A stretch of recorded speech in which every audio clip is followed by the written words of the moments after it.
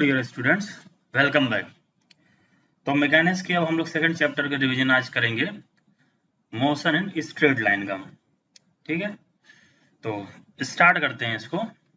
तो पहले हम जानते हैं इसमें कि क्या रहती है पोजीशन या पाथ लेंथ और डिस्प्लेसमेंट।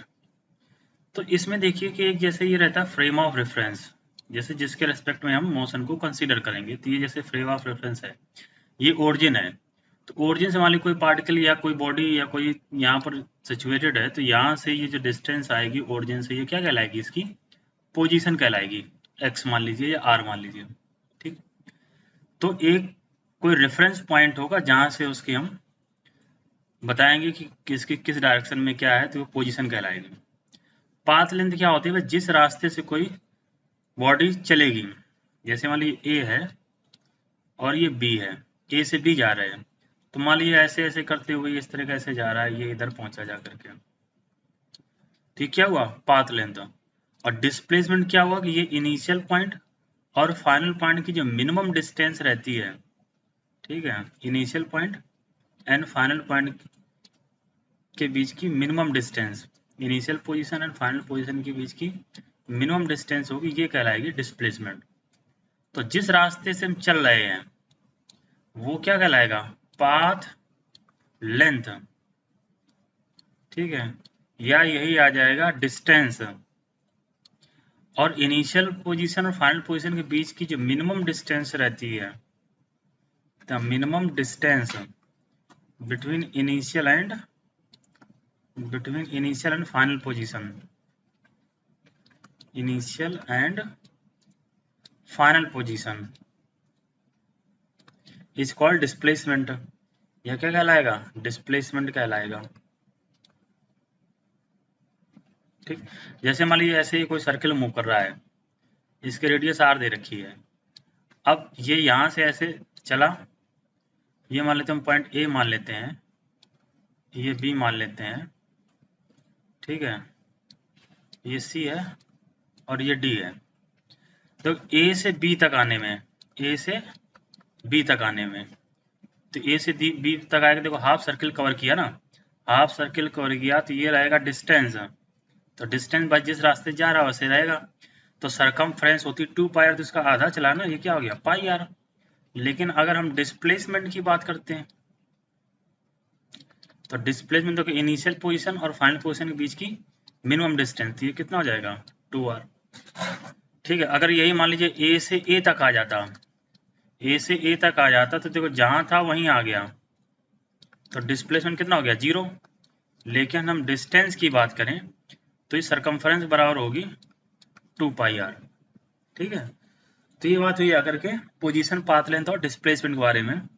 तो जो भी आएगा उसको आप समझ जाएंगे क्या कंडीशन है। जैसे मान लीजिए यहाँ ए से बी तक जाए और ऐसे फिर लौट के आए हम, तो डिस्टेंस कितना हो गया, डबल, डी गया डी आ गया, और डिस्प्लेसमेंट कितना हो जाएगा, डिस्प्लेसमेंट हो जाएगा 0, क्योंकि जहां से चला था वहीं पर आ गया। ठीक है, तो ये तो बात इसकी हो गई जाकर के। नेक्स्ट देखते हैं, अब जैसे फ्रेम ऑफ रेफरेंस की बात अभी हमने की थी, तो ये जैसे है फ्रेम ऑफ रेफरेंस, ये x है और ये y है, ये इसकी ओरिजिन है। तो मान लीजिए कोई पार्टिकल p यहाँ पर है, ठीक, इसकी पोजीशन ये दे रखी है। अब अगर इसकी पोजीशन टाइम के साथ में गिवन फ्रेम ऑफ रेफरेंस से चेंज होती जा रही है, अब ये यहाँ से सपोज करिए इधर आ गया p डैश, तो वो बढ़ गई ना, और इधर पहुंच गया जा करके, फिर बढ़ गई। एक position of a body changes with time with respect to frame of reference, तो उसे क्या बोलेंगे हम, मोशन कहेंगे। ठीक, तो फ्रेम ऑफ रेफरेंस और मोशन में रिलेशन है, जो भी, जैसे हमने कहा, मान लीजिए बस है, ये बस स्टैंड है, ठीक है, अब बस यहाँ पर खड़ी है, तो फ्रेम ऑफ रेफरेंस हम बस को कंसीडर कर रहे हैं। तो ये बस है, जैसे आगे बढ़ती है तो फ्रेम ऑफ रेफरेंस से दूरी क्या हो रही है, बढ़ती जा रही है, तो ये कंडीशन रहेगी। लेकिन बस के अंदर जो पैसेंजर हैं, तो जो जैसे फेलो पैसेंजर है जो साथ में चल रहा है, उसको अगर फ्रेम ऑफ रेफरेंस हम बस को माने, तो वो तो रेस्ट में है ना, तो उसकी पोजीशन चेंज नहीं हो रही है। तो मोशन एक रिलेटिव टर्म हुआ, ठीक है, रिलेटिव टर्म हुआ, तो ये डिपेंड करेगा कि उसके टाइम के साथ पोजीशन चेंज हो रही है या नहीं हो रही है। तो अगर टाइम साथ पोजीशन चेंज हो रही है तो मोशन है, अगर टाइम साथ पोजीशन चेंज नहीं हो रही तो वो रेस्ट में रहेगा जा करके। तो फ्रेम ऑफ रेफरेंस पे डिपेंड करेगी मोशन, ठीक है। तो ये बात रही जा करके। अब बात करते हैं यहाँ पर यूनिफॉर्म मोशन की। यूनिफॉर्म मोशन क्या रहता है? यूनिफॉर्म मोशन में जो इसमें क्या रहेगा, इक्वल टाइम इंटरवल में इक्वल डिस्टेंसेस कवर करेगा, equal distances covered in equal time interval, equal time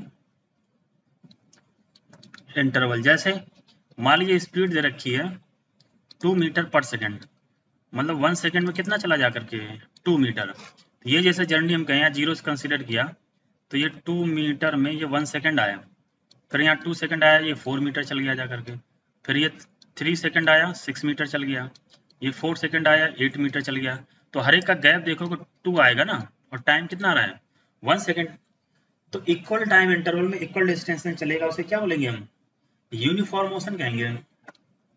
तो ये जैसे हमने लिखा भाई v इज इक्वल टू क्या हो गया x अपॉन टी। तो देखो x इज इक्वल टू क्या आएगा वी टी। इसका ग्राफ अगर प्लॉट करते हैं, यहाँ टाइम लिया जाता है, यहाँ पोजीशन लिया जाता है, तो ग्राफ कैसा आता है, स्ट्रेट लाइन। ये इसका जो स्लोप आएगा tan थीटा, ये क्या मतलब है, वेलोसिटी बताता है।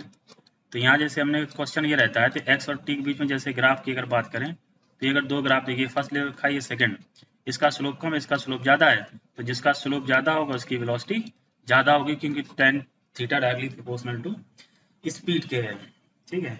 अगर यूनिफॉर्म मोशन है तो अगर वेलोसिटी टाइम के बाद स्पीड टाइम ग्राफ देंगे तो इस तरह का रहेगा जा करके। अगर मान लीजिए बॉडी रेस्ट में है तो रेस्ट का मतलब ये हो गया उसकी जो पोजीशन होगा वो समय के साथ चेंज नहीं होगी, ठीक है। तो ये हमने जाना यूनिफॉर्म मोशन और उससे रिलेटेड जो भी क्वेश्चन बन रहे जा करके, ठीक है।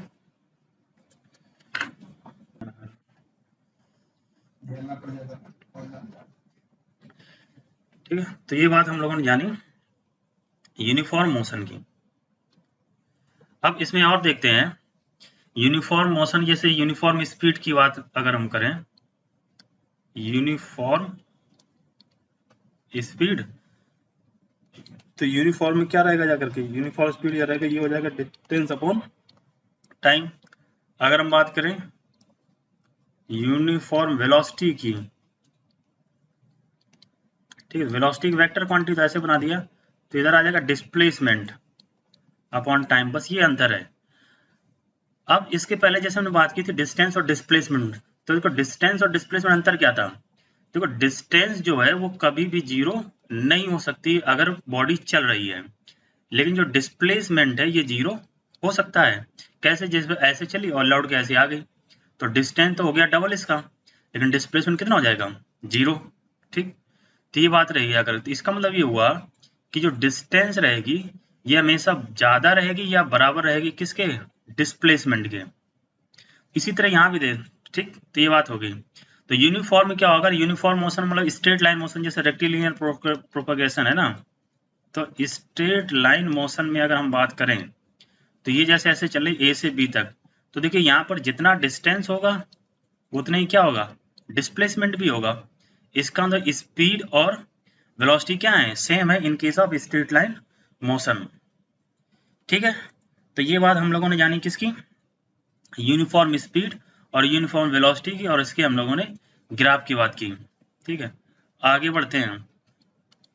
अब ये देखिए नॉन यूनिफॉर्म मोशन में अगर बात करें तो नॉन यूनिफॉर्म मोशन अगर इक्वल टाइम इंटरवल में इक्वल डिस्टेंसेस ना कवर कर रहा हो तो उसमें आता है फिर एवरेज स्पीड और एवरेज वेलोसिटी।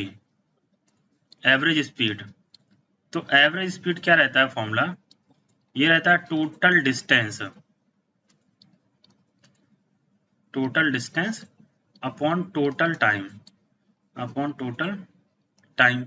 जैसे ये सपोज करिए ए से बी तक ये जर्नी मान लो हम 3 पार्ट में कवर करें, ये x1 स्पीड v1 से, ये x2 स्पीड v2 से, और x3 स्पीड v3 से। तो इसकी अगर एवरेज स्पीड निकले टोटल डिस्टेंस, तो टोटल डिस्टेंस देखो x1 plus x2 plus x3 upon total time. तो टाइम जैसे यहाँ पर टाइम बराबर डिस्टेंस अपॉन स्पीड हो जाएगा, तो यहाँ पर क्या रहेगा x अपॉन v1, तो एंड सो ऑन रहेगा। तो ये रख दिया भाई x1 अपॉन v1 प्लस इधर हो जाएगा x2 अपॉन v2 प्लस इधर आ जाएगा x3 अपॉन v3। तो ये कंडीशन रहेगी। अब इसमें जैसे हम ये देखें कि मान लो कुछ हम इसमें स्पेशल केस देखते हैं, ठीक है। स्पेशल केस क्या देखते हैं, तो इसको हम साफ करके नए सिरे से फिर से बताता हूँ आपको। स्पेशल केस ये है कि मान लीजिए जैसे ये जर्नी है, ये ए से लेकर के बी तक, तो यहाँ पर हमने ये कहा कि भाई जो एवरेज स्पीड आ रही है वो टोटल डिस्टेंस अपॉन क्या आ रही है, टोटल टाइम, ठीक है। टोटल डिस्टेंस सपोज करिए ये इक्वल डिस्टेंस कवर कर रही जाकर के, मतलब v1 स्पीड से ये v2 डिस्टेंस है, तो इक्वल डिस्टेंस टोटल डिस्टेंस हो जाएगा 2x। टोटल टाइम तो ये देखो आएगा x अपॉन v1, इधर हो जाएगा x अपॉन v2।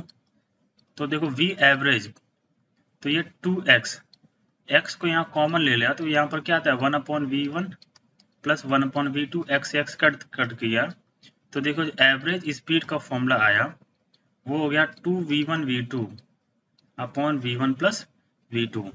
तो अगर डिस्टेंसेस सेम है तो एवरेज वेलोसिटी का जो फॉर्मूला आता है, ये एवरेज स्पीड का फॉर्मूला आएगा वो हार्मोनिक मीन रहेगा, पहली बात, ठीक है।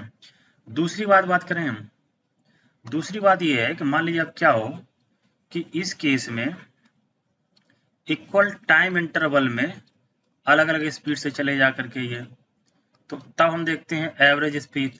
तो टोटल डिस्टेंस बराबर क्या होगा स्पीड इनटू टाइम, तो ये होगा v1t, इधर आएगा v2t अपॉन टोटल टाइम कितना आ जाएगा 2t, t को कॉमन लेके हम कैंसिल आउट कर देंगे तो ये आएगा v1 प्लस v2 बाई 2। तो ये तब की बात होगी जब क्या है टाइम इंटरवल सेम है।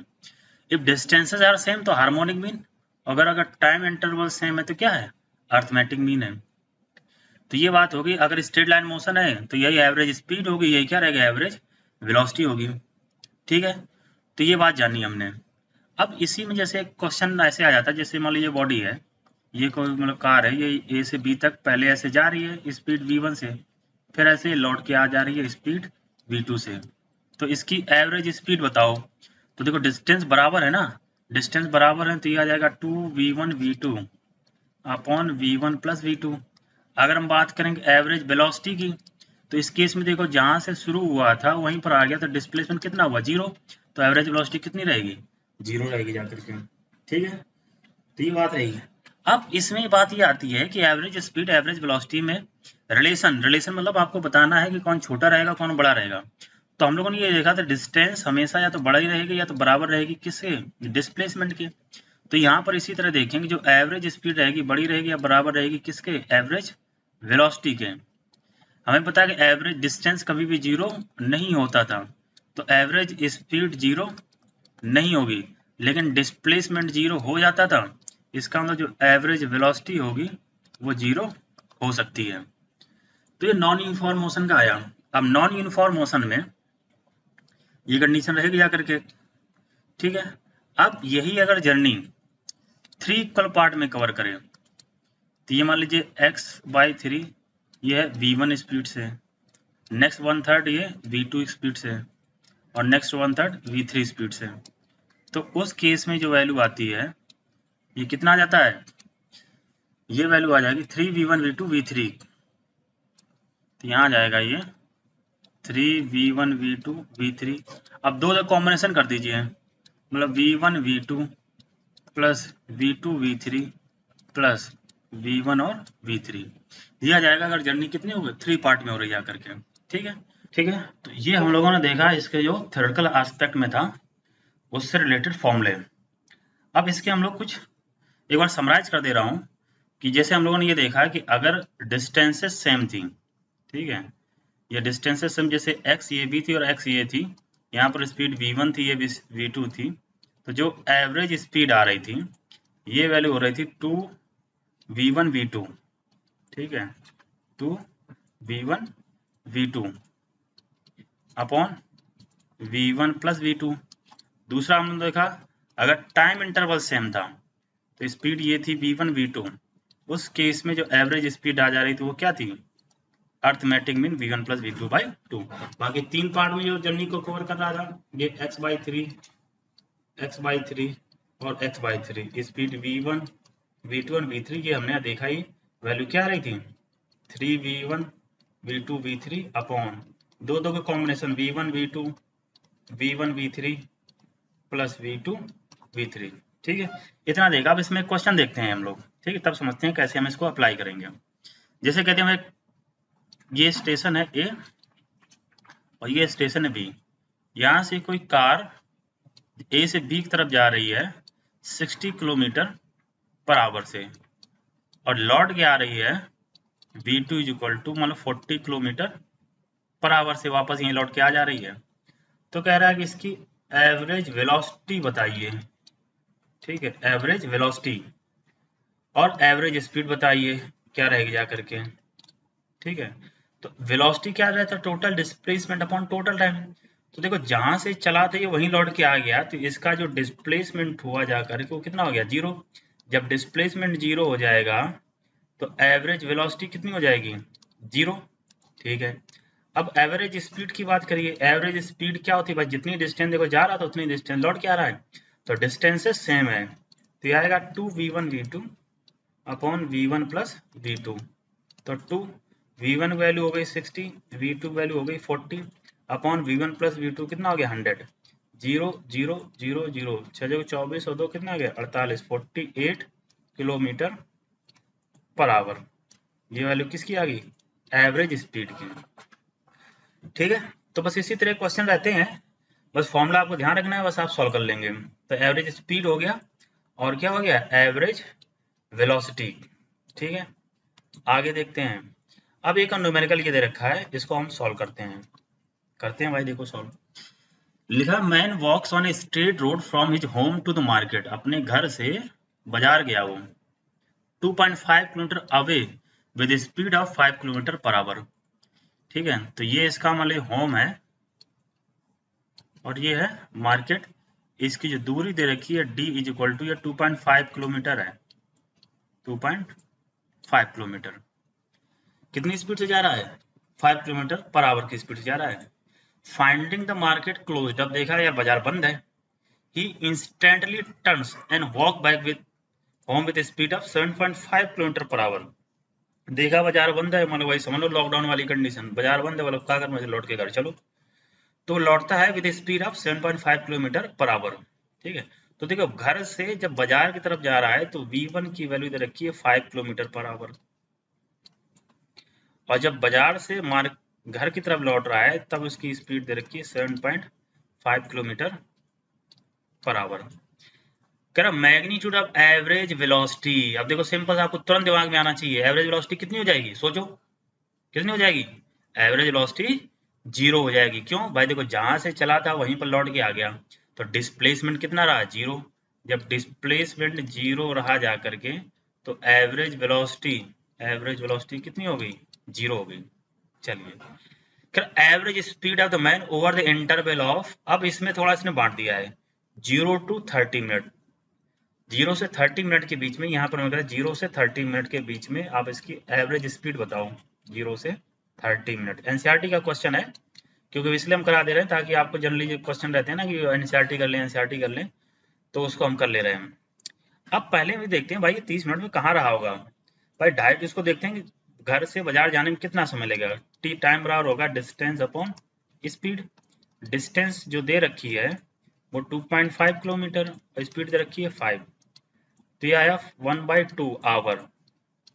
1/2 आवर कितना हो गया, 30 मिनट।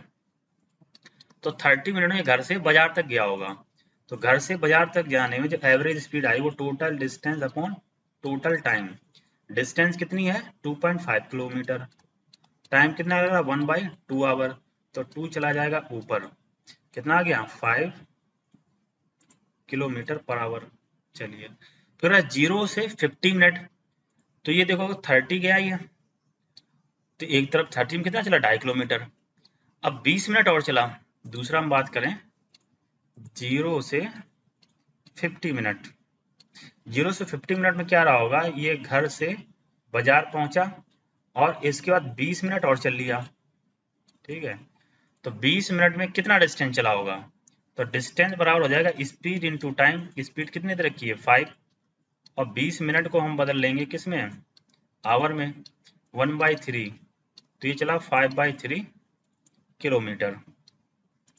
तो इधर ये जो वैल्यू आई ये हो गई 5/3 किलोमीटर, ठीक है, मतलब 1.6 किलोमीटर के आसपास आया। तो इसमें बताना है average speed total distance upon total time, तो 2.5 किलोमीटर तो ये हो गया है कि नहीं, 2.5 किलोमीटर, और 5/3 ये हो गया, जोड़ देंगे टोटल डिस्टेंस, तो टोटल डिस्टेंस में हमने किया 2.5 किलोमीटर में कितना हो गया 5/2 प्लस 5/3, जोड़ दीजिए तो 6 लिया एलसीएम, तो 3 टाइम गया, ये कितना आएगा 15, ये 2 कितना आएगा 10, तो ये हो जाएगा होगा 25/6 किलोमीटर, ठीक है। तो अब इसकी हमें क्या निकालना है, एवरेज स्पीड, तो एवरेज स्पीड होगा total distance 25/6 kilometre, total time कितना है 50 मिनट, 50 मिनट को हम किस में बदल लेंगे, आवर में, तो 60 से करेंगे डिवाइड, तो ये डिवाइड करने पे ये चला जाएगा ऊपर, तो देखो 25 2 चला गया, ये इसे कट किया कितना आया 10, वैल्यू कितनी आई 5, तब भी आंसर कितना, एवरेज स्पीड हमारी कितनी आ गई 5 किलोमीटर पर आवर। फिर 0 से 40, तो इसी तरह आपको 0 से 40 कर देना है। You will appreciate from this exercise why it is better to define average speed as a total path length divided by the time and not by magnitude of average velocity if you would, वो बाकी condition दे रखी है। तो third देख लेते हैं, third कह रहा है हम क्या 0 से 40, 0 से 40, तो 40 30 मिनट तो वो चला देखो कितना 2.5 किलोमीटर, 10 मिनट का और जर्नी देख लेंगे कितना चलेगा, तो 10 मिनट में हम जर्नी देखते हैं कितना चल जाएगा, ठीक है। तो ये थर्ड कह रहा है 0 से 40, तो 30 मिनट तो ये हो गया घर से लेकर के बाजार तक जाने में, अब 10 मिनट और चलेगा, अब 10 मिनट में हम क्या करेंगे, इसको बदल लेंगे हम किस में, आवर में, तो 10/60 1/6, और स्पीड कितनी देर की 5, तो ये वैल्यू हो गई 5/6, तो टोटल डिस्टेंस निकाल लेंगे यहाँ पर हम लोग, 5/6 प्लस 5/2, तो 3 से ऊपर नीचे मल्टीप्लाई कर दिया, 5/6 प्लस 15/6, वैल्यू कितनी आ गई 20/6, तो average speed total distance 20 upon total time, तो 40 मिनट को बदल लिया हमने आवर में, इसे सॉल्व कर दिया, ऊपर पहुंचा जाकर के 10, और इधर ही आ गया 20, तो ये 2 कितना आ गया, वैल्यू आएगी 5 किलोमीटर पर आवर, ठीक है। तो ये कंडीशन आपको कुछ नहीं करना, total distance upon total time करते चले जाना है, हमारा आंसर आता जाएगा, ठीक है। एवरेज वेलोसिटी और जहां चले तो वहीं पर आगे, तो वेलोसिटी कितनी हो गई 0, तो ये बात हो गई हमारा क्या, average speed is equal to total distance या total path length upon total time, ठीक है। तो ये बात हो गई एवरेज स्पीड और एवरेज वेलोसिटी की। अब देखिए जब नॉन यूनिफॉर्म मोशन होती है, नॉन यूनिफॉर्म मोशन में क्या होता है कि भाई इक्वल टाइम इंटरवल में इक्वल डिस्टेंस कवर नहीं करता है, तो अलग अलग रहता है। जैसे मान लीजिए ये कहा गया कि मान लीजिए जैसे यहाँ से हम घर से लेकर बाजार तक गए, तो ऐसा तो नहीं कि पूरी जर्नी में हमारी जो स्पीड है वो 40 किलोमीटर पर आवर ही बनी रहे, ठीक है। कहीं पर 0 खड़े भी होंगे, कहीं पर 20 भी होगी, कहीं 40 होगी, कहीं 60 होगी, कहीं 10 भी होगी, भाई बाजार जाते हैं, कहीं ट्रैफिक आ गया स्लो हो गए, कहीं मतलब ट्रैफिक नहीं हम फास्ट हो गए, कहीं पर हम खड़े हुए हैं रेड सिग्नल हो गया। तो ऐसा नहीं कि पूरी जर्नी में स्पीड 40 किलोमीटर पर आवर ही बनी हुई है, तो अलग अलग टाइम पर स्पीड की जो वैल्यू है या वेलोसिटी वैल्यू वो अलग अलग आ रही है। तो किसी पर्टिकुलर टाइम इंस्टेंट पर जो वेलोसिटी होती है उसे बोलते हैं instantaneous velocity, instant means time. तो यहाँ पर जैसे ये कहा गया कि जो वेलोसिटी आ रही थी वो क्या था भाई, delta x upon delta T.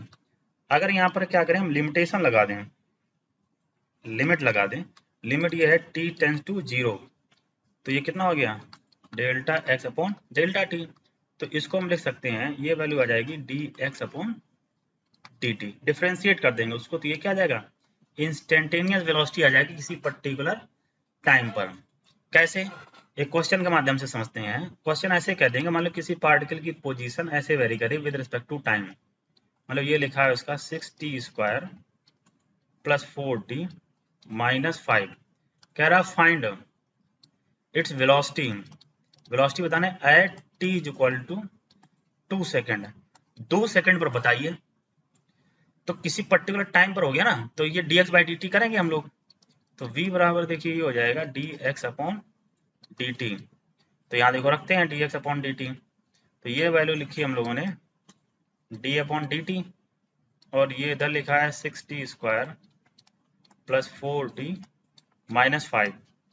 देखिए डिफरेंशिएशन में क्या होता है, जो पावर उसको पहले मल्टीप्लाई कर दिया 12t, अब जितना पावर उसमें कम कर दो, 2 में से कम कर दिया 12t हो गया। यहाँ देखिए इसकी पावर कितना है 1, 1 का फोर्स मल्टीप्लाई करें 4 आएगा, ये 1 है तो 1 बचेगा, कांस्टेंट का डिफरेंशिएशन 0 हो जाता है। तो ये इक्वेशन बनी वेलोसिटी की। अब t इक्वल टू कितना कह रहा है 2, तो t की वैल्यू रख देंगे, तो यह आ जाएगा 12 इंटू 2 प्लस 4, 12 2 जा कितना आ गया 24, और 4 कितना आ गया 28 मीटर पर सेकेंड। यही आंसर हो गया। तो किसी पर्टिकुलर इंस्टेंट पर जो वेलोसिटी होगी उसे क्या बोला जाएगा, इंस्टेंटेनियस वेलोसिटी। तो इसी तरह के क्वेश्चन होंगे जिसमें आपको समझना रहेगा क्या कर सकते हैं क्या। आगे हम और मिक्स क्वेश्चन देखेंगे, अभी तो हमने पर्टिकुलर इसी की बात की। अब कोई भी आप ऐसे देखेंगे आप इसे सॉल्व कर सकते हैं। इसी क्वेश्चन को देखो, क्वेश्चन चाहे एक तरीके के 1 करा दो चाहे 10 करा दो, ठीक है, कॉन्सेप्ट वही रहता है। ऐसा नहीं कि एक ही तरह के क्वेश्चन आप बहुत ज्यादा करिए, एक तरीके के क्वेश्चन उसको कई बार आप रिपीट कर लीजिए तो आपको वही हो जाता है, ठीक है। तो ये इंस्टेंटेनियस वेलोसिटी क्या हो जाएगा, अगर किसी पर्टिकुलर इंस्टेंट पर जो वेलोसिटी आती है उसे बोले हम इंस्टेंटेनियस वेलोसिटी, ठीक है। तो ये बात हो गई इंस्टेंटेनियस वेलोसिटी की। तो डिफरेंशिएशन रिलेटेड इसमें क्वेश्चन रहेंगे। अब बात करते हैं भाई एक्सेलरेशन क्या होता है, ठीक है। तो देखिए एक्सेलरेशन होता है किसी गिवन टाइम इंटरवल में rate of change of velocity delta v upon delta T. Velocity change हो रहा है तो एक्सेलरेशन कैसी होगी, वेक्टर क्वांटिटी। वेलोसिटी की यूनिट रहती है मीटर पर सेकंड और टाइम नीचे ये सेकंड है, तो इसकी जो वैल्यू आ जाएगी यूनिट आ जाएगी मीटर पर सेकंड स्क्वायर, और यूनिट क्या हो जाएगी LT माइनस 2, ठीक है। अब देखिए चेंज का मतलब ये हम करते हैं final velocity minus initial velocity upon time interval, time interval बाद का टाइम माइनस पहले टाइम, ये आ जाएगा चेंज इन वेलोसिटी। फिर वही बात करेंगे यहाँ पर, जैसे हम फिर से लिख रहा हूँ, मैं फिर से लिखता हूँ, अगर इसमें लिमिटेशन लगा दें, लिमिटेशन लगा दिया कि t tends to 0, t tends to 0 मतलब ये हो गया भाई यहाँ delta v upon delta t लिखा है, तो इसको हम ऐसे ले सकते हैं dv अपॉन dt। तो अगर वेलोसिटी दी गई है उसको डिफरेंशिएट करके हम क्या निकालेंगे, एक्सेलरेशन। तो ये देखो हो गया एवरेज एक्सेलरेशन, ठीक है, किसी टाइम इंटरवल में, और ये क्या है इंस्टेंटेनियस एक्सेलरेशन है। तो ये रहता जाकर के, जैसे वहां पर हमने एवरेज वेलोसिटी पढ़ी थी ना, उसी तरह ये क्या हो गया, ये एवरेज एक्सेलरेशन हो गया, और ये क्या हो गया इंस्टेंटेनियस एक्सेलरेशन हो गया। तो किसी पर्टिकुलर इंस्टेंट पर जो आएगा उसे क्या बोलेंगे इंस्टेंटेनियस एक्सेलरेशन। अब एक्सेलरेशन का जैसे हमने ये फॉर्मूला देखा a is equal to dv upon dt, ठीक है। अब इसका और भी फॉर्मूला हो सकता है, क्या हो सकता है उसको देखिए आप, ठीक है, क्या हो सकता है इसका और फॉर्मूला,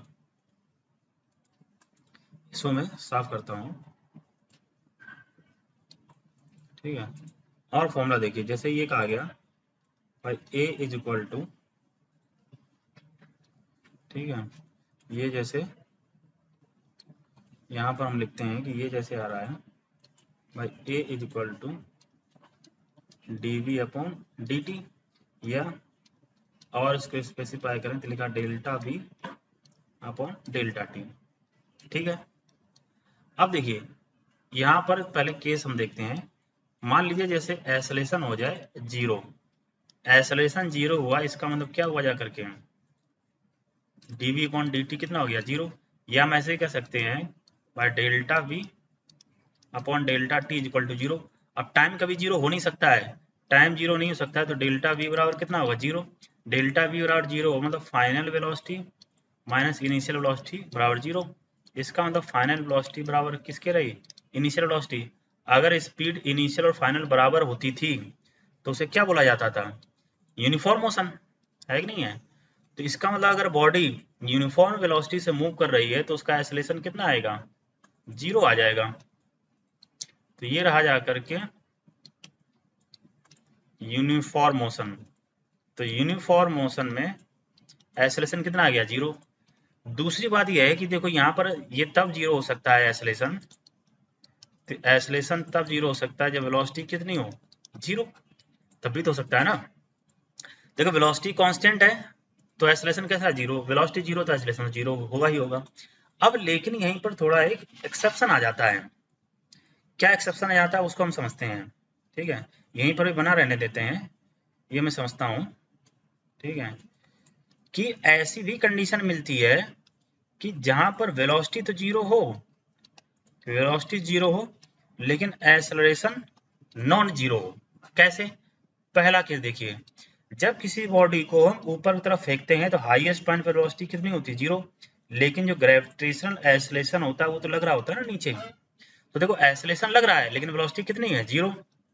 दूसरा केस, जब जैसे किसी पेंडुलम ऑसिलेट कर रहा होता है तो एक्सट्रीम पोजीशन पर इसकी वेलोसिटी होती है जीरो, लेकिन जो एक्सेलरेशन होता है ये मैक्सिमम रहता है ओमेगा स्क्वायर ए, ठीक है। तो यहाँ भी है, तो जहां पर ऐसे समझ लीजिए जहां भी टर्निंग पॉइंट होगा, बॉडी अपनी डायरेक्शन को चेंज कर रही होगी, वहां पर वेलोसिटी तो जीरो हो जाएगी लेकिन एक्सेलरेशन जीरो नहीं होगा, ठीक है। तो ये बात जान ली, आपको ध्यान रखना है, ठीक। थ्योरेटिकल क्वेश्चन इसमें आ जाता है तो वो कह देंगे, ऐसे फॉर्मूला लिख दिया उन्होंने, उनका भाई एक्सेलरेशन जीरो देन वेलोसिटी में भी जीरो और वेलोसिटी इज कांस्टेंट। दूसरे में, तीसरे में लिख रहा, फिर चौथे में ऑल ऑफ द अबव। तुम सोचोगे वेलोसिटी जीरो होगी तो एक्सेलरेशन जीरो होगा ही होगा, लेकिन ऐसा जरूरी नहीं है। तो तीनों केसेस आपके सामने है, इनको समझेंगे। अब इस पे एक न्यूमेरिकल देखते हैं, ठीक है। न्यूमेरिकल जैसे उन्होंने कहा भाई कोई बॉडी है उसकी वेलोसिटी इस इक्वेशन से वेरी कर रही है, मान लीजिए 4t² प्लस 2t माइनस 7, ठीक है। तो कह रहा है find its acceleration at t is equal to 3 second. तो इंस्टेंटेनियस एक्सेलरेशन हो गया, इसको हम क्या कर देंगे, डिफ्रेंशिएट कर देंगे dv अपॉन dt। तो हमने अभी बताया डिफ्रेंशिएट क्या कर, जो ऊपर उसको मल्टीप्लाई कर दो 8, उसमें एक कम कर दो तो बन जाए 8t, प्लस इसका हो जाएगा 2 कांस्टेंट हो जाएगा 0।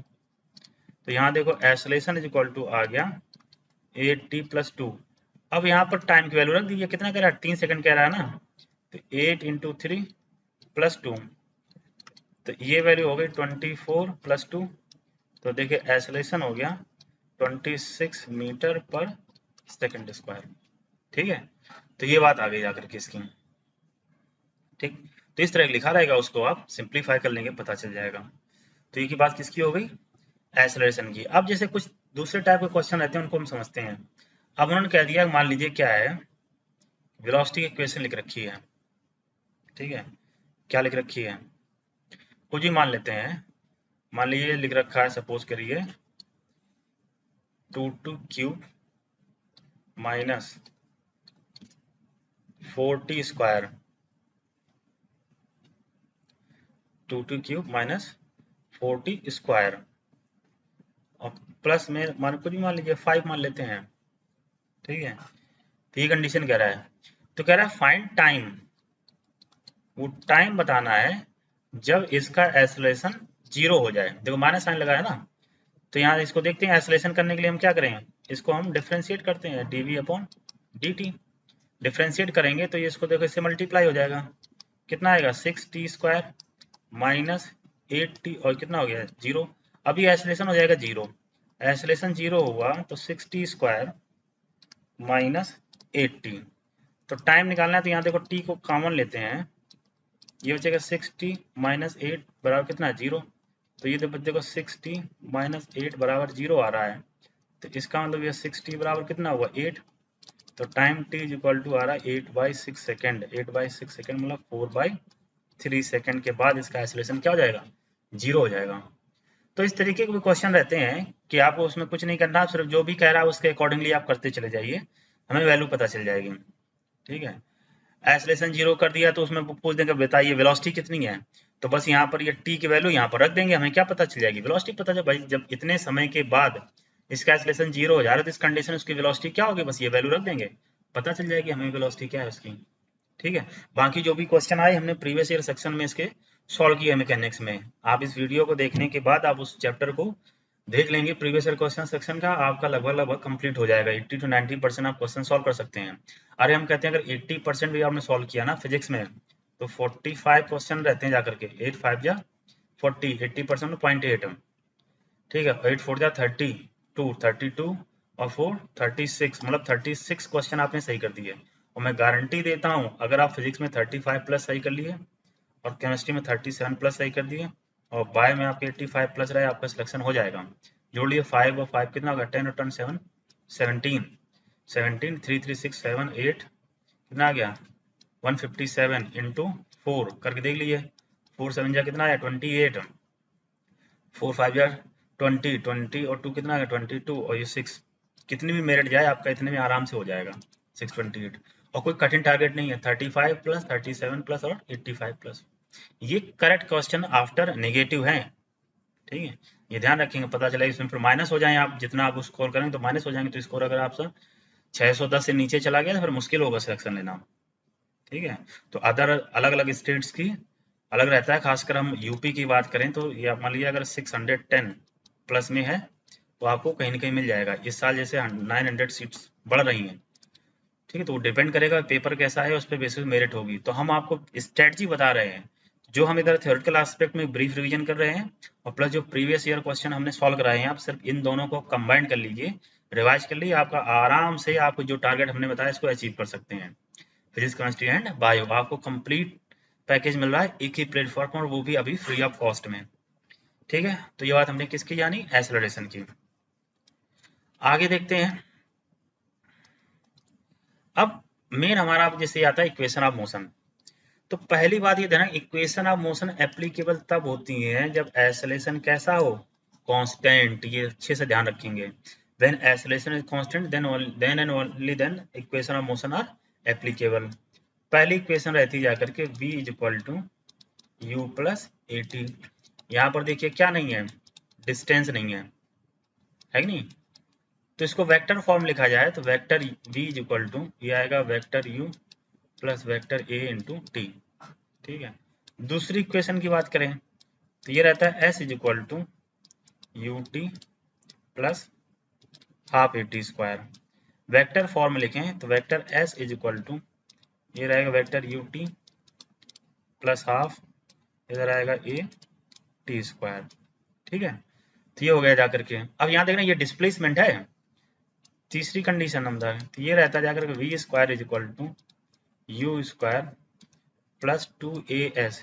इसको वेक्टर फॉर्म लिखे हैं तो देखो vector v dot vector v क्या हो गया, स्केलर प्रोडक्ट हो गया ना, तो v स्क्वायर हो जाएगा बराबर, यहाँ भी हो जाएगा vector u dot vector u plus 2 vector a और डॉट वेक्टर s।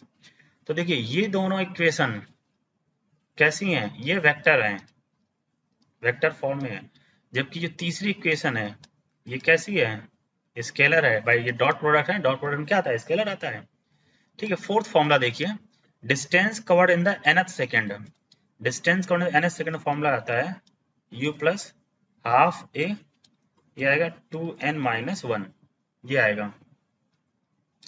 फिफ्थ, अगर हम एवरेज वेलोसिटी, जैसे हम डिस्टेंस की बात करें, यूनिफॉर्म एक्सेलरेशन है तो v plus you by 2 into T, अगर वो कांस्टेंट एक्सेलरेशन से मूव कर रहा है तो ये रहेगा average velocity into T, average मतलब यू बार, तो इसको रख देंगे, ये हमें डिस्टेंस पता चल जाएगी वैल्यू क्या रही जा करके। तो बस 3-4 फॉर्मूले हैं, आपको मैक्सिमम क्वेश्चन मिलेंगे इसी से मिल जाएंगे, ठीक है। तो ये रहता है distance covered in the nth second. अब बाकी जो भी आप क्वेश्चन देखेंगे इसी से रहेंगे जाकर के, हमने आपको बताया इसमें आप जितने भी क्वेश्चन के तो कोई अंत नहीं रहता, लेकिन हमें एक बेसिक पता रहना चाहिए हम क्या कर सकते हैं। तो जैसे एक हम कर लेते हैं, यहाँ पर मान लीजिए ये एक स्टेशन ए है, एक स्टेशन बी, यहाँ से कोई कार स्टार्ट हुई u वेलोसिटी से चली विद कांस्टेंट एक्सेलरेशन और यहाँ पर पहुंची v वेलोसिटी, इसके सेंटर पर जो वेलोसिटी आएगी ये बताइए क्या रहेगी जाकर के जस्ट मिडिल पर। अगर टोटल डिस्टेंस x है तो ये डिस्टेंस रहेगी x/2 और ये डिस्टेंस क्या रहेगी x/2। तो सेंटर पर वेलोसिटी हमें बताना है। तो देखिए a से c तक की जर्नी में ये इनिशियल है, ये फाइनल है, और c से b तक की जर्नी में ये इनिशियल है, ये फाइनल है। तो पहले अगर हमने यहाँ का भाई a से c तक करते हैं तो इनिशियल वेलोसिटी, फाइनल वेलोसिटी और डिस्टेंस और एक्सेलरेशन कैसा है, कांस्टेंट, कांस्टेंट एक्सेलरेशन ये जरूर स्पेसिफाई करेगा, ठीक है। तो ये चले हम जाकर के, तो क्या रहेगा जाकर के, थर्ड इक्वेशन लगाएंगे, v square is equal to u square plus 2as। तो v स्क्वायर मतलब ये होगा जाकर के vc स्क्वायर, ये रहा जाकर u स्क्वायर प्लस 2a और इधर ये क्या आ जाएगा एक्स बाई टू, 2 से 2 कट जाएगा, तो 2 से 2 कट गया जा करके, तो यहाँ पर हम लोग पा रहे हैं, देखिए v C square is equal to u square plus A x. तो अगर हम a x is equal to बात करें तो देखो क्या रहा, we C square minus you square. ठीक है, अब हम क्या देखते हैं, आप जर्नी देखते हैं सी से लेकर के बी तक। तो ये इनिशियल वेलोसिटी है, फाइनल वेलोसिटी, तो पहले वही फॉर्मूला रखते हैं, v square is equal to u square plus 2as। V square मतलब ये फाइनल वेलोसिटी हो गई वी स्क्वायर, इनिशियल वेलोसिटी है वी सी स्क्वायर प्लस 2a, और इधर ये क्या है x बाई 2, तो ये 2 से 2 कट गया। तो देखो V square is equal to ये रहा we C square plus A x. तो ए एक्स की वैल्यू ये रख देते हैं, वी सी स्क्वायर माइनस वी स्क्वायर, तो V square is equal to V C square plus ये आ जा रहा we C square minus you square. इसको इधर लाते हैं, तो V square minus you square is equal to कितना हुआ जाएगा, वी सी स्क्वायर। तो देखो वेलोसिटी एट द सेंटर ये निकल के आ गया, ये प्लस में हो जाएगा ना, उधर से इस तरफ आ रहा है, तो ये हो जाएगा v square plus u square by 2। तो अक्सर बस ऐसे फॉर्मूला भी आ जाता है, पूछा जा चुका है नीट में कि अगर कांस्टेंट एक्सेलरेशन से कोई कार मूव कर रही है तो उसके just middle path of the journey उसकी वेलोसिटी क्या होगी, तो under v square plus u square by 2। ये कंडीशन है। उन्होंने कहा जैसे यहाँ पर स्टार्ट हुई थी आकर के ये 20 मीटर पर सेकंड से, और यहाँ इसकी हो गई वेलोसिटी 30 मीटर पर सेकंड। तो 20 मीटर पर सेकंड मतलब कितना हुआ 400, 30 मीटर मतलब कितना हुआ जाकर के 900, तो 1300 बाई 2 ये आ जाएगा। इस तरीके से क्वेश्चन रहते हैं, आप सिंप्लीफाई कर लेंगे। ठीक, पहली बात। दूसरे टाइप के न्यूमेरिकल देखते हैं। दूसरे टाइप के यही हम बनाते हैं कि जैसे मतलब ये जर्नी है, ये ए है और ये बी है, कांस्टेंट एक्सेलरेशन वही रहेगा, तो x इज इक्वल टू 0 से स्टार्ट हुए। ठीक है, मान लीजिए t टाइम में इसने डिस्टेंस कवर किया x, ये कितना रहा टाइम रहा t। फिर मान लीजिए यहाँ पर ये टाइम पहुंचा जाकर के 2t, डिस्टेंस जो भी सपोज करिए ये पहुंचा जाकर के कितना x2। फिर ये टाइम पहुंचा जाकर के मान लीजिए 3t, डिस्टेंस रही x3 एंड सो ऑन। कहने का मतलब ये है कि हर एक के बीच जो टाइम इंटरवल आ रहा है वो सेम आ रहा है। ठीक है, टाइम इंटरवल सेम आ रहा है। तो इस केस में जो वैल्यू आती है वो ध्यान रखना, x2 इज इक्वल टू कितना आता है जाकर के 3x1 और x3 इज इक्वल टू जो पहुंचे जाकर के वो कितना रहेगा 5x1। एक तो ये तरीका, अगर वो गैप पूछता है इनके बीच में। अब इसको बता देते हैं ताकि थोड़ा आइडिया आपको बनेगा, नहीं तो आप इसमें क्वेश्चन आते हैं आप गलत करोगे। समझ लीजिए इसको, क्या समझेंगे, जो समझना है उसको समझते हैं। पहले हम देखो ए से यहाँ बात करें सी की, और ये है डी की, और ये है ई। एक समझ लेते हैं, मान लीजिए हम ए से सी गए कांस्टेंट एक्सेलरेशन से, तो इनिशियल वेलोसिटी कितनी है 0, डिस्टेंस एक्चुअली। ठीक है, तो इसमें मान लीजिए हमने कहा कि डिस्टेंस निकालनी है, तो सेकंड इक्वेशन टाइम पे देखें एस बराबर क्या रहता है जाकर के ut plus half a t square. ठीक है, तो देखो x1 is equal to initial velocity 0 plus ये हुआ हाफ ए टी स्क्वायर। तो यहाँ पर हमने पाया भाई x1 इज इक्वल टू ये हो जा रहा है half a t square, equation first.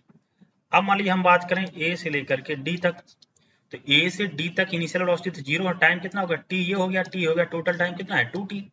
तो यहाँ पर हम बात करें, अब डायरेक्ट कर दे रहा हूँ मैं, x2 is equal to initial velocity 0, time कितना हो गया 2t, तो रहेगा हाफ ए कितना हुआ 2t का स्क्वायर, तो हाफ ए 2t के स्क्वायर, तो इधर a 2t के स्क्वायर करेंगे तो ये वैल्यू कितनी हो जाएगा 4t स्क्वायर। तो x2 इज इक्वल टू, तो x2 इज इक्वल टू यहाँ पर ये वैल्यू हो गई जाकर के, यहाँ पर मैं लिख रहा हूँ हाफ ए टी स्क्वायर। तो x2 इज इक्वल टू जो पहुंचा जाकर के 4 टाइम्स ऑफ क्या रहा x1। अब ये देखिए मतलब क्या है इसका, अब x2 जो हमने ली है वो a से c तक ली ना, लेकिन अगर ये गैप की बात करें यहाँ पर ये t और 2t की बात, अगर इक्वल टाइम इंटरवल में कहता t और t में, तो t में निकाला हमने कितना x1 और 2t में कितना लगा रहे हैं 4x1, तो गैप कितना रहा 4x1 में x1 माइनस करेंगे तो कितना जाएगा 3x1। तो ये ध्यान रखेंगे, अगर क्वेश्चन ये कहता है कि जैसे क्वेश्चन ये रहेगा प्रीवियस ईयर सेक्शन में जाएंगे, उन्होंने कहा एक आदमी है, एक कार है, वो पूरी जर्नी को 20 सेकंड में कवर करता है। ठीक है, तो अगर फर्स्ट 10 सेकंड में, फर्स्ट सेकंड में वो x चल रहा है, तो नेक्स्ट 10 सेकंड में बताइए पहला क्वेश्चन। तो नेक्स्ट 10 सेकंड में कितना हो जाएगा 3x, पहला क्वेश्चन। दूसरा क्वेश्चन वही है, सेम क्वेश्चन है कि एक जर्नी को 20 सेकंड में कवर करता है, अगर मान लीजिए वो फर्स्ट 10 सेकंड में x करता है, तो बताइए फर्स्ट 20 सेकंड में कितना रहेगा। तो फर्स्ट 20 मतलब क्या होगा, इनिशियल से पूछ दिया ना, तो इनिशियल कितना हो जा रहा है 4x। तो ये आपको ध्यान रखना है, अगर वो ऐसा टर्म यूज करता है फर्स्ट फ्रॉम द इनिशियल, तो कितना होगा 4 टाइम डायरेक्टली प्रोपोर्शनल किसके है, एक्स स्क्वायर के प्रोपोर्शनल है। अगर हम यहाँ पर देख रहे हैं इनिशियल से क्या हो रहा है, एक्स स्क्वायर प्रोपोर्शनल हो रहा है।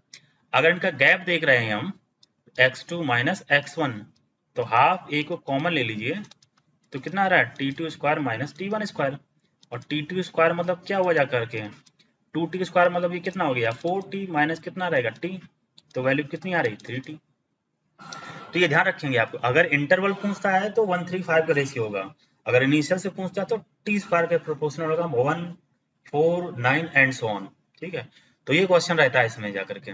ठीक है, तो ये बहुत इंपॉर्टेंट है, इस चीज को आप समझेंगे। तो यही रहता है जाकर के, तो हमने ये दोनों कंडीशन समझ ली क्या रहता है। बाकी आप जैसे इसमें जो भी न्यूमेरिकल बने हैं, आप प्रीवियस ईयर सेक्शन का वीडियो देखेंगे, वहां पता चल जाएगा। अब आता है इसमें मोशन अंडर ग्रेविटी। ठीक है, मोशन अंडर ग्रेविटी वही बस इक्वेशन ऑफ मोशन बदल जाएंगी। जैसे मान लीजिए ये है कोई टावर, ठीक है, हमेशा जो ग्रेविटी रहती है वो नीचे तरफ लगती जा करके, तो यहाँ पर जो एक्सेलरेशन होगा वो जी हो जाएगा। अगर किसी बॉडी को हमने नीचे की तरफ फेंका, मतलब यू वेलोसिटी से, तो यू वेलोसिटी से अगर नीचे की तरफ देखो हम फेंक रहे हैं, तो वेलोसिटी भी इसी डायरेक्शन में, एक्सेलरेशन भी इसी डायरेक्शन में, तो जितनी भी इक्वेशन ऑफ मोशन होंगी v बराबर u प्लस क्या हो जाएगा gt। दूसरी इक्वेशन हो जाएगी s बराबर क्या हो जाएगा ut plus half g t square. और तीसरी इक्वेशन हो जाएगा v स्क्वायर बराबर u स्क्वायर प्लस 2gh। बाकी वेक्टर फॉर्म इसी तरह रख दिया जाएगा। तो ये कब हो गया, जब डाउनवर्ड मोशन में। अगर इसका उल्टा कर दिया जाए, इसको ऊपर तरफ फेंका जाए u वेलोसिटी से, तो एक्सेलरेशन किधर लगेगा नीचे। तो वेलोसिटी के अपोजिट डायरेक्शन में एक्सेलरेशन हो गया, तो एक्सेलरेशन सब में हम क्या माइनस वन लगा देंगे, तो v बराबर हो जाएगा u माइनस जी टी। दूसरी इक्वेशन आ जाएगा s equal to u t minus half g t square. ठीक है, और तीसरी इक्वेशन आएगा v स्क्वायर बराबर u स्क्वायर माइनस 2gh। तो ये तीनों इक्वेशन इस तरीके से चेंज हो जाएंगी। तो ये तो सिंपल सी बात है, इसमें बहुत ज्यादा हमें नहीं समझना है, जो समझना है जो इस पे न्यूमेरिकल रहते हैं उन पे हम आते हैं। ठीक है, क्या न्यूमेरिकल आते हैं। पहली कंडीशन, मान ली हमने अर्थ सरफेस से किसी बॉल को ऊपर तरफ फेंका, तो ये पूछता बताइए कितने समय के बाद ये बॉल अर्थ पे लौट आएगी, टाइम बताइए।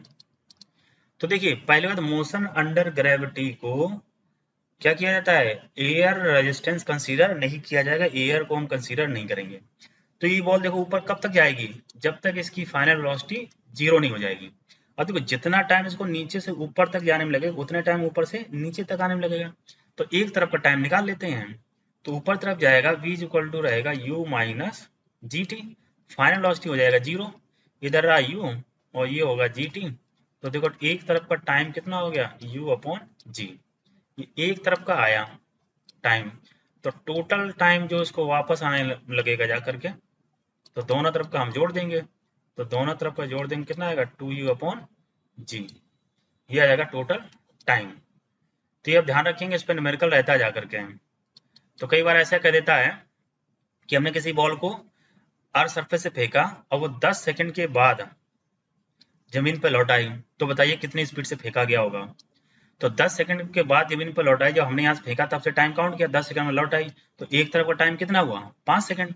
तो एक तरफ का टाइम 5 सेकंड हुआ, तो 5 बराबर कितना आ जाएगा u अपॉन जी। तो वेलोसिटी पूछा कितनी वेलोसिटी से फेंका गया है, तो कितना आ गया 5g। अब g की वैल्यू रख देंगे, 10 रहता है ना, तो 5 × 10, तो वैल्यू कितनी आ गई 50 मीटर पर सेकंड, इतनी वेलोसिटी से फेंका गया होगा। बस सिंपल सी बात है। तो ये क्या हो गया, टाइम ऑफ फ्लाइट जितने समय में ये एक तरफ का आ रहा है u अपॉन जी, और दोनों तरफ का कितना होगा 2u अपॉन जी। ठीक है, ये बात होगी जाकर के। तो हमने इनिशियल उसके किस वेलोसिटी से प्रोजेक्ट किया गया था और कितने टाइम में आया, ये वैल्यू निकालनी। अब नेक्स्ट बात ये आती है कि कितना हाइट रेज हुआ। क्वेश्चन वही है कि यहाँ से इसे फेंका गया था u वेलोसिटी से, तो कितनी हाइट तक गया ये। ठीक है, तो ये देखो हाईएस्ट पॉइंट पर जब पहुंचेगा तो वेलोसिटी कितनी हो जाएगी जीरो।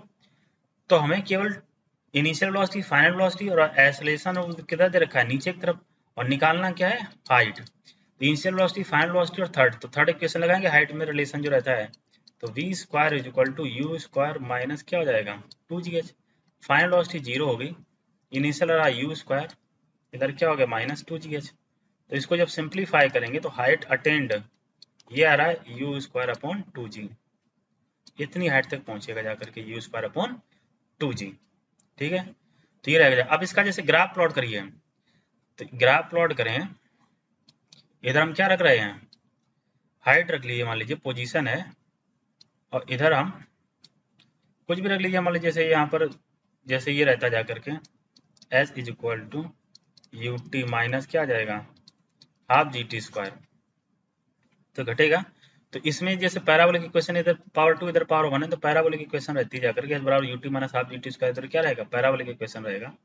तो ये इस तरीके से ग्राफ रहता है, ये इसकी मैक्सिमम हाइट आई, और ये जो मैक्सिमम हाइट पहुंची जा करके ये h बराबर क्या आ रहा है यू स्क्वायर अपॉन 2g। ठीक है, तो एक तरफ का टाइम ये रहा जा करके, तो इसमें आप देखेंगे, हालांकि ग्राफ की हम आगे बात करेंगे अभी, मोशन अंडर ग्रेविटी के जो ग्राफ रहेंगे। तो ये हमने निकाल लिया कितनी मैक्सिमम हाइट ये रेज हुआ।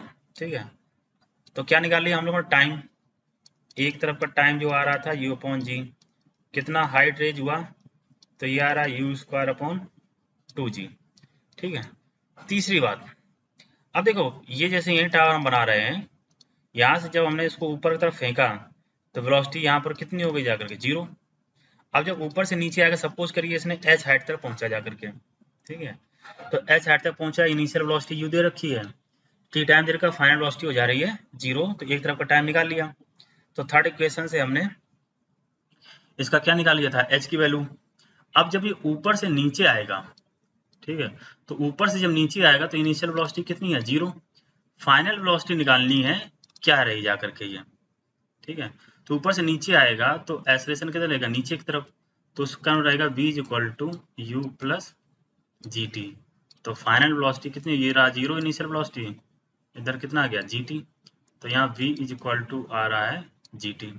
चलिए कितना डिस्टेंस कवर कर गया ये निकालते हैं, तो कितना डिस्टेंस कवर कर गया जाकर के, तो s इज इक्वल टू ये हुआ you t plus half g t square का टाइम दे रखा है, तो s हो गया h, ये रहा 0 plus half g t square.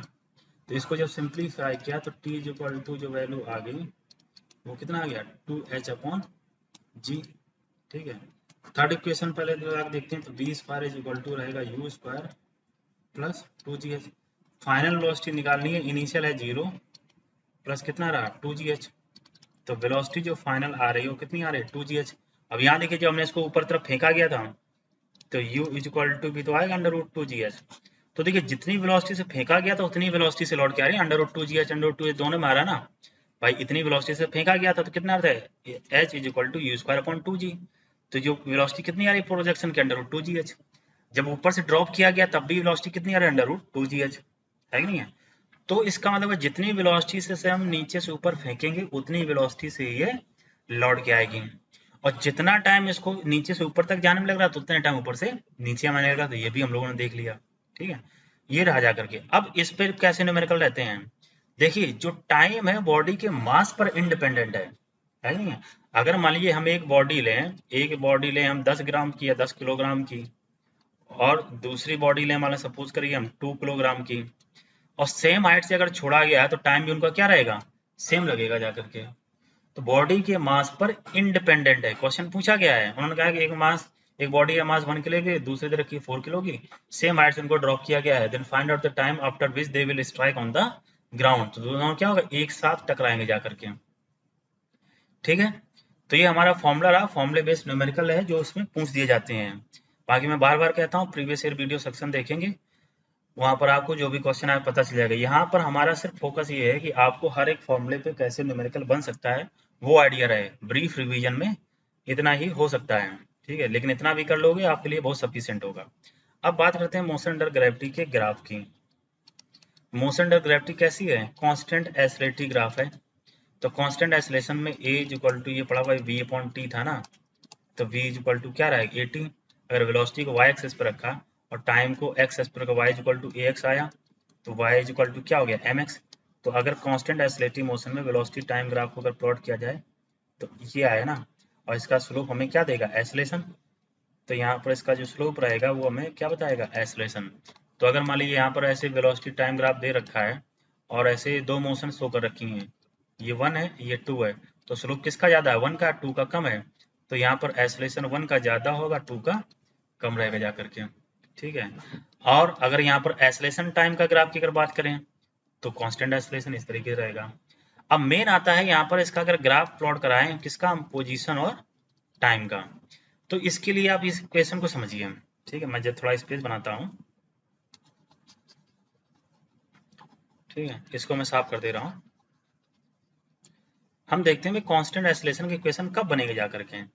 तो अगर मान लीजिए ऐसे लिखा है x इज इक्वल टू 1 लिखा है 4t, तो ये देखो अगर डिफ्रेंशिएट करेंगे D x upon d T velocity कितनी आएगी 4। तो यहाँ पर हमने पाया वेलोसिटी 4 आ रही है, तो इसको जब एक्सेलरेशन निकालेंगे d v upon d t इसका कितना रहता है 0। तो ये तो कांस्टेंट वेलोसिटी है, एक्सेलरेशन 0 है, तो कांस्टेंट वेलोसिटी में x डायरेक्टली प्रोपोर्शनल किसके है t के। अच्छा अब दूसरा देखिए, तो यहाँ पर जो हमने पाया वो स्पीड कैसी आ रही है कांस्टेंट। अगर मान लो इसी को हम कर दें x इज इक्वल टू कितना कर दें 4t स्क्वायर, तो इसको जब डिफ्रेंशिएट करेंगे D x upon d T ये कितना आएगी 8t, ये वेलोसिटी आई। अब इसको वेलोसिटी को डिफ्रेंशिएट करिए d v upon d t कितना आ गया 8। तो देखो टाइम पे डिपेंड नहीं कर रहा ना, टाइम पे डिपेंड नहीं कर रहा है, देखो एक्सेलरेशन हो गया कांस्टेंट। तो कांस्टेंट एक्सेलरेशन के लिए x डायरेक्टली प्रोपोर्शनल किसके है टी स्क्वायर के। तो ये कैसा इधर पावर 2 इधर पावर 1 है, ग्राफ कैसा आएगा पैराबोला। तो पैराबोला आएगा तो कैसा आएगा इस तरीके से रहेगा जाकर के, ठीक है। तो सभी ग्राफ हो गए, पोजीशन टाइम ग्राफ हो गया, वेलोसिटी टाइम ग्राफ हो गया, एक्सेलरेशन टाइम ग्राफ हो गया, किसके लिए कांस्टेंट एक्सेलरेटिव मोशन के लिए, ठीक है। तो ये तो हमने देखा, अब हमें ग्राफ किसके देखने हैं मोशन अंडर ग्रेविटी के देखने हैं। चलिए भाई देखते हैं मोशन अंडर ग्रेविटी के ग्राफ। तो पहला ये है कि मतलब अपवर्ड मोशन में हमने किसी बॉडी को ऊपर तरफ फेंका, तो ये ऊपर तरफ फेंका वेलोसिटी ऊपर तरफ, एक्सेलरेशन किधर रहेगा नीचे की तरफ, एक्सेलरेशन माइनस में आएगा, तो ऊपर जाएगा v इक्वल टू कितना रहेगा u माइनस जी टी। हम ये चाहते हैं यहाँ पर हम टाइम रखें और यहाँ पर क्या रखें हम वेलोसिटी। तो देखो t इक्वल टू 0 पर वेलोसिटी क्या होगी मैक्सिमम होगी ना, इसके बाद क्या हो रहा है घटती जा रही है ये, तो इस तरीके से घटता जाएगा ये। हाईएस्ट पॉइंट पर वेलोसिटी कितनी हो जाएगी 0, कितने समय बाद 0 हो जा करके यहाँ पर जो समय आएगा वो कितना आएगा u अपॉन जी। और जैसे ये ऊपर पहुंचा फिर इस वेलोसिटी 0 अपनी डायरेक्शन में क्या होगा बदल देगा, तो अपनी डायरेक्शन को ये चेंज करेगा, तो ये इधर ऐसे आ गई, तो वापस फिर वहीं जमीन पर पहुंचेगा जाकर के सेम वेलोसिटी कितने टाइम पहुंचेगा जाकर के। अगर ये u बाई जी तो यहाँ पर जो आएगा वो कितना आ जाएगा 2u अपॉन जी। तो ये आएगा जब ये देखो यहाँ से हमने t इक्वल टू 0 से फेंका मैक्सिमम हाइट, ये इनिशियल वेलोसिटी मैक्सिमम रह जाकर जब ऊपर तरफ फेंका, हाईएस्ट पॉइंट पर वेलोसिटी 0, फिर इसके बाद ये हाईएस्ट पॉइंट किया, ये हाईएस्ट पॉइंट वेलोसिटी 0, इसके बाद क्या अपनी डायरेक्शन बदल देगा ये और फिर से जमीन पे आ जाएगा उसी वेलोसिटी से, और कितने टाइम बाद 2u अपॉन जी के बाद। तो ये कितना रहा वेलोसिटी और टाइम का ग्राफ रहा। अब हम बात करें यहाँ पर एक्सेलरेशन और टाइम, तो एक्सेलरेशन कैसा आ रहा नेगेटिव, नेगेटिव आ रहा तो हम इधर बना दे, लेकिन है कैसा वो कांस्टेंट है a is equal to minus G, ये कैसा रहेगा कांस्टेंट होगा जाकर के। अब कितनी हाइट कवर किया, तो हाइट जो इस तरीके से ये हो जाएगा जाकर के, यहाँ पर जितना भी टाइम आया वो टू बाई ये जो हाइट कवर करेगा जाकर के, यहाँ पर हम s रख रहे हैं, तो s बराबर जो h पहुंचेगा वो कितना आ रहा है तो यू स्क्वायर अपॉन 2g, ये टाइम रखा है s बराबर you t minus half g t square. तो तीनों ग्राफ हो गए वेलोसिटी टाइम, पोजीशन टाइम और एक्सेलरेशन टाइम ग्राफ का, कब अपवर्ड मोशन में। डाउनवर्ड मोशन में आसान है, इतना कुछ उसमें है नहीं, डाउनवर्ड मोशन का उल्टा कर देंगे। तो डाउनवर्ड मोशन में क्या देखेंगे, तो जब ऊपर से हम ब्लॉक को ड्रॉप करेंगे, ड्रॉप की इनिशियल वेलोसिटी 0 नीचे की तरफ आएगा, नीचे की तरफ आएगा, तो वेलोसिटी आ रही थी v इक्वल टू कितनी आती जी टी, तो v equal to g t है, तो यहाँ पर वेलोसिटी क्या होगी बढ़ती जाएगी टाइम के साथ में, ये है वेलोसिटी। एक्सेलरेशन कैसा है कांस्टेंट, ठीक है। या यहाँ पर एक्सेलरेशन टाइम ग्राफ देखेंगे तो एक्सेलरेशन कैसा आ रहा है कांस्टेंट है, a इज इक्वल टू यहाँ पर क्या है प्लस की वैल्यू दे रखी है, और यहाँ से ड्रॉप किया जाएगा तो ऊपर से ये क्या आएगा half g t square, half g t square यहाँ पर हमने रखा भाई एच, इधर रखा टी, तो पैराबोलिक ग्राफ इस तरीके से हो जाएगा पोजीशन टाइम ग्राफ। तो तीनों हो गए, इसमें पूछ दिया था, खासकर ये जब नीचे से ऊपर तरफ फेंका, ये वाला ग्राफ पूछ दिया जाता है। बताइए किसका है, जब बॉडी को हमने क्या किया है, ऊपर तरफ प्रोजेक्ट किया, टी इक्वल टू यू पर वेलोसिटी मैक्सिमम, यहाँ पर जा रहा है टाइम कितना हो रहा है यू अपॉन जी, और ये वापस अर्थ पे लौट के आ रही है तो ये कितना आ रहा है 2u अपॉन जी। ठीक है, तो ये अक्सर पूछ दिया था, ये वही वेलोसिटी रहेगी यू ऊपर यू नीचे। ठीक है, अपवर्ड मोशन में था ये। तो मोशन अंडर ग्रेविटी के ग्राफ हो गए, और बाकी आप इसमें जो क्वेश्चन रहते हैं वो सुपरफिशियल रहते हैं, उनको हम कर सकते हैं। ठीक है, अब ये क्वेश्चन दे रखा है, लिखा है boy standing on stationary lift open from the above throws a ball upward with maximum initial speed he can equal to 49 metre पर सेकंड। ऊपर तरफ बॉल को फेंका गया है, कितनी से 49 मीटर पर सेकंड फेंका गया है। How much time does the ball take to return his hand, कितने समय बाद ये लौट आएगा। तो हमने ये देखा था, कितना आता था 2u अपॉन जी। तो 2u की वैल्यू दे रखी है 49, जी की वैल्यू यहाँ रख देते हैं 9.8, कैलकुलेशन इजी हो जाएगी। तो 9.8 यहाँ जीरो हटाइए, इसे यहाँ कट करेंगे, कितने बार 2 बार जाएगा, 2 से 2 कट जाएगा, है कि नहीं है। तो t इज इक्वल टू, ये 49 से 2 बार गया ना, तो यहाँ कितना बच रहा है 10, तो ये 2 से 2 कट गया, तो आंसर कितना आ रहा है 10 सेकंड, 10 सेकंड में लौट आएगी। How much time does the ball take to return his hand if lift start moving up with uniform speed. अगर स्पीड यूनिफॉर्म है तो एक्सेलरेशन कितना होगा 0, तो इसमें कोई चेंज नहीं आएगा, तो टाइम की वैल्यू वही रहेगी आकर के, कितनी 10 सेकंड, क्योंकि स्यूडो फोर्स नहीं लगेगा। आगे हम लोग न्यूटन लॉज ऑफ मोशन पढ़ेंगे, तो उतने टाइम रहेगा, उसमें कोई चेंज नहीं आएगा। ठीक है, तो ये बात हम लोगों ने जानी मोशन अंडर ग्रेविटी से। मोशन अंडर ग्रेविटी में न्यूमेरिकल की बात कर रहे थे, तो न्यूमेरिकल जैसे हमने अब वहां पर बता दिया था, जैसे यहाँ पर भी आता है कि ये कांस्टेंट एक्सेलरेटिंग मोशन है, कांस्टेंट ये हाइट h है। ठीक है, तो यहाँ पर हमने किसी बॉल को छोड़ा, ड्रॉप किया, तो ड्रॉप किया, अब यहाँ पर टाइम जैसे हम दे दें, सपोज करिए यहाँ पर ये 5 सेकेंड, फिर ये कितना आया 10 सेकेंड, फिर जब नीचे पहुंचा जा करके 15 सेकेंड, तो ये जो हाइट आ रही है h1 h2 और h3 का रिलेशन बताओ। तो टाइम इंटरवल इक्वल है ना, देखो 5 सेकंड यहाँ, 5 सेकंड यहाँ, 5 सेकंड वहाँ, तो टाइम इंटरवल अगर इक्वल होते थे तो h2 इज इक्वल टू कितना आता था 3h1, और h3 इज इक्वल टू कितना होता था 5h1। ठीक है, तो ये कंडीशन रहेगी जा करके।